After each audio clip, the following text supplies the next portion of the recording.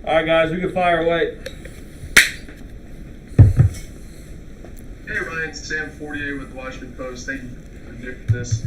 Obviously, it's been a different sort of start to training camp, but is there one or two things that you've noticed so far that have been like, whoa, I was not expecting this? I mean, the whole process is different, obviously. I mean, it's August 11th, and we haven't even put helmets on yet. So I mean that whole process, that factor of the process alone is, I mean, the biggest one. But I mean, I feel like we're in the same spot as everyone else in the league, and just kind of adjusting to what's going on right now. And then you guys have Ryan Anderson down with your group. Kind of what have you seen from him so far playing end? And I guess just what have you seen from him? He's looked good in the little bit that we've been able to do. I mean, it's been a lot of walkthrough tempo type things, so it's tough to get a great gauge. But he's looked good. He looks fast, looks athletic, and he's done well so far. Thank you. Yep. Hey, Rob. John Kine, ESPN. I'm just curious. How weird is this for you? Because you're coming into the year, you're the guy at one of those outside linebacker brand spots. You got Montez, you got Chase, you got yourself, you got Ryan Anderson. What's it like for you being in this position? It's cool. We're really deep at this position, so it's exciting, and we got a chance to be pretty darn good up front, and not just on the edges, but on the interior too, with Matt Payne, John, and all those guys. So I did Big Tim. So yeah, we got a chance to be good up front, not just on the edges, but in interior too. But do you wonder about what your role is going forward, and also kind of with that, what does that sack record mean to you? I mean, as far as my role, I'm planning on being a playmaker, planning on being out there a lot and making a lot of plays, and that's how I train this offseason. That's how I'm approaching camp right now, and that's what I'm anticipating going into this season. As far as the sack record, I mean, obviously I want it because I mean I know I'm only, I think, 1.5, 2 away, but so yeah, I mean I want it. I'm not, because that's a step in what I want to accomplish this season. Thank you. Yep. Hey Ryan, Ryan Walker with The Athletic. It's nice seeing you, and thank you for taking the time to do this. You said that it's an advantage having all those different players to throw in a different offense, essentially. And so, for a guy like you, with you've been such a playmaker and you've had so many snaps that you've played, to have less snaps, where do you feel like it could be the best advantage for you? Like certain situations they might put you in the defense, like where you can excel, essentially. I mean, sorry, can you repeat that? I kind of drifted off. That was a really bad question. I'm sorry about that. Basically, the long and the short of it is that you have had so many snaps where you've been out there, you've been the guy to get the big play, essentially. But now there's so many different people. You can't have everybody out there, essentially. What kind of positions are you looking for the defensive coordinators to put you in where you feel like you can give them your best effort or you can make the best plays? Is that a better question? Yeah, I mean, any snap you're out there is a chance to make a play. I mean, you really any given play you can change the game, and so no matter when I'm out there, if however many plays a game that is, I'm planning and trying to make plays, and that's the approach I'm taking now, and how I'll always take. Now, you said last year when we talked to you at Play Not Day that obviously you're going into last year of your deal and you want to continue to be with the franchise. This is where you want to retire. I know a lot of times we ask you guys about having a chance to meet the coaches. I mean, I'm getting to know you, but for you, how important is this year getting to know this coaching staff, seeing as you want to finish your career here? How big is it for you?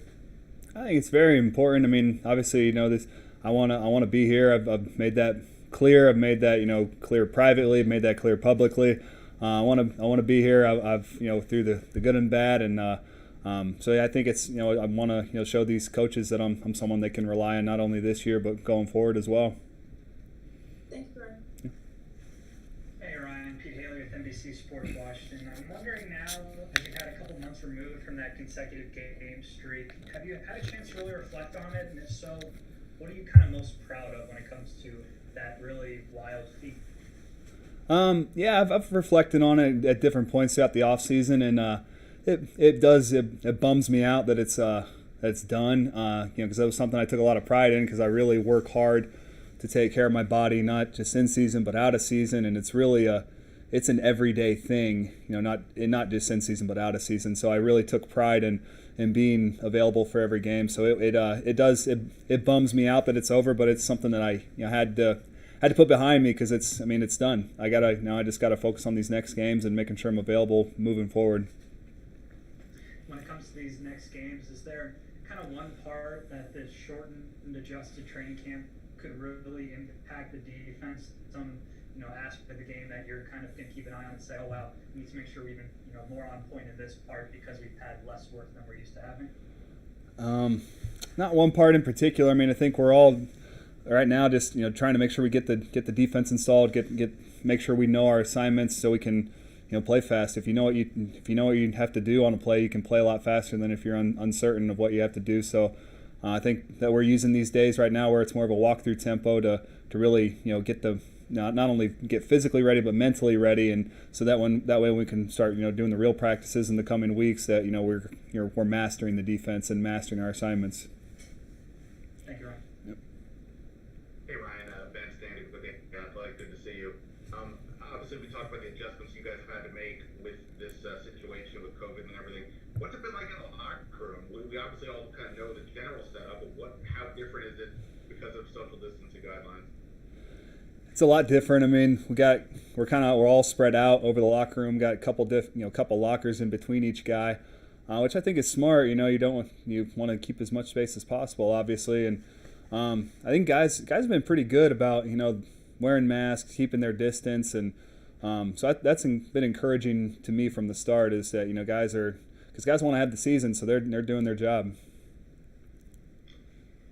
Thanks for that. One other, just a separate kind of a question. Obviously, we typically ask you about guys on your side of the ball, how they look. I know you haven't been practicing yet, but you're at least seeing some of the guys on the other side of the ball. I'm just curious whether new guys or guys who have returned, anybody kind of stand out to you, whether it's how they're in shape or just little things they're doing on the field?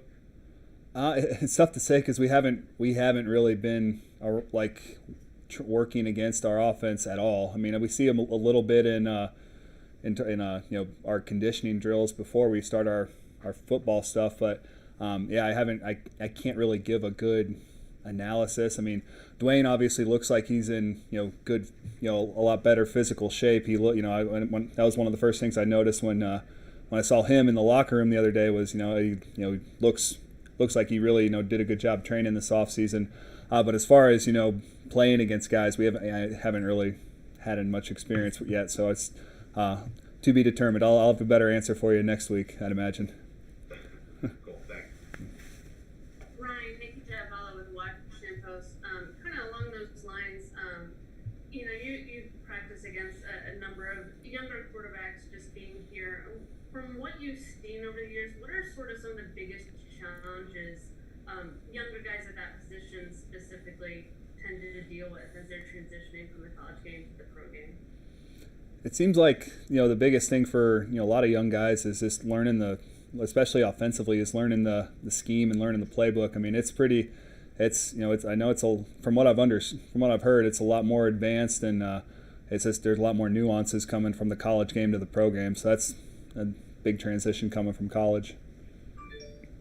And then for you specifically this offseason, since you take so much pride in your durability, what sort of adjustments did you have to make to your regimen because of the quarantine and everything? Well, once kind of some aspects of the lockdown were lifted, I was able to get back in the gym. Really was honing in on mobility. That's been one of the big things as I've gotten older in my career, is that I've wanted to work on my mobility, my thoracic mobility, my hip mobility, and hopefully that can allow me to not only play longer in the league but still play at a high level. Thanks. Yep.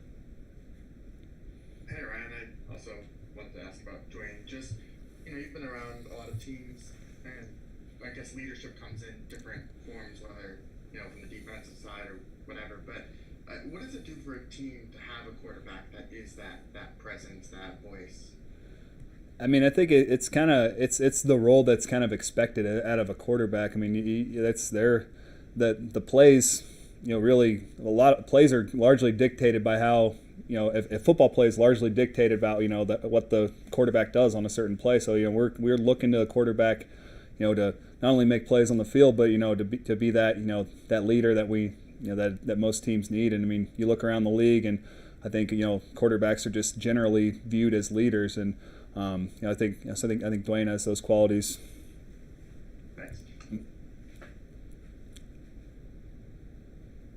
Chris Russell. Sorry, Ryan, thanks for doing this. Sorry, I couldn't get my mute button off. Curious, like Ron has talked all off season about wanting to get to know you guys before investing long term, and you've made it clear again that you want to be here. I'm curious, what do you think they want to see in you, and what do you want to see in them, in terms of like how this relationship is going to go and move forward, or do you think that it really just comes down to what they want to see in you? I mean, I think that's a large of it, but yeah, I mean, I'm sure they just want to see if you can still play. I mean, I know, when this is kind of the narrative of, guys that get older in the NFL, you kind of think they're going to start slowing down and whatnot, but I guess that's where I have to prove that I'm still a productive player and someone that can be a difference maker, not only this year but moving forward. Thank you. Hi Ryan, Heather McDonough, NBC4. Brandon Sheriff the other day talked about how he's kind of seen how you've adapted your body, take care of your body. Coach Rivera talked about how you've kind of taken Chase Young under your wing. I mean, it's crazy that you're in year 10 now. How important is it for you to not just set the example, but also have that role of mentor and kind of take these guys under your wing? And has that come naturally for you? And just, again, the importance that you place on that? It's started to come more natural over the years. I mean, when I'm not a real vocal guy as it is, but as I've gotten more experience in the league and I've been able to accomplish more, I feel more comfortable, sharing with guys. Okay, this is how I was able to play all those games in a row, and this is how I'm able to feel good week 1 and week 17, and so I've just been trying to impart that on a lot of guys, especially Chase. I've been around Chase a lot, these first couple of weeks, and he's a guy that wants this information. He wants to know how he can be great, and so I want to impart as much as I can on him, and help him help him accomplish all that he can accomplish, because as you guys know, and this is no secret, the sky's the limit for that guy. And Brandon Sheriff, it's been cool. He's really started to take care of his body really well, and he's realizing the importance of getting in early and getting your body ready for the day, so that you not only feel good for practice that day, but you recover faster for the next day. So he's doing a good job, and I'm proud of the way he's handling himself. And just real quick, the social respect, you kind of touched on this, the mask, and how guys are being very responsible inside the locker room. We asked Dwayne about this earlier, just the social responsibility aspect of it too, and making sure, and again, as a leader, whether it's holding yourself, other teammates accountable. We've seen what's happened with some of these other teams that haven't maybe been responsible. So how important is that for you and your teammates just going forward to make sure you have a season? It's huge. I mean, it's people think it's what we do here at the park that's important, but it's really we're taking all the protocols here at the park. It's how you're handling it away from Redskins Park, and how you're handling it at home. And I imagine for a lot of us guys that are married, it's a little easier, because you got your wife and your kids at home, so you kind of stay home most days of the week during the season anyway. So, but I imagine for guys that are young and single, it's a little hard, and they want to go out and go out to dinner and whatnot. So, but you just got to make sure you're taking the proper precautions and mask up. I mean, that's really, because we're all dependent on each other to have a season. So we really got to be responsible, not only here but socially. Thank you. We got time for 2 more. Hey Ryan, I'm just kind of wondering, as someone who's been a member of the Redskins for almost a decade or so, what's it like now wearing the Washington football team gear and having to kind of refer to yourself as that? Is it weird? Is it strange? Is it difficult? What's your take on all that name stuff?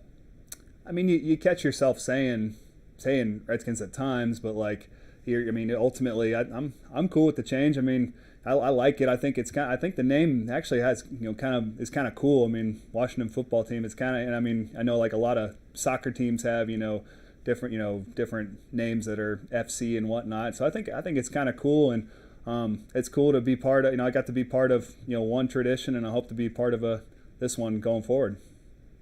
One more. Hey Ryan, I was just curious when you're talking about having to prove yourself as an older player.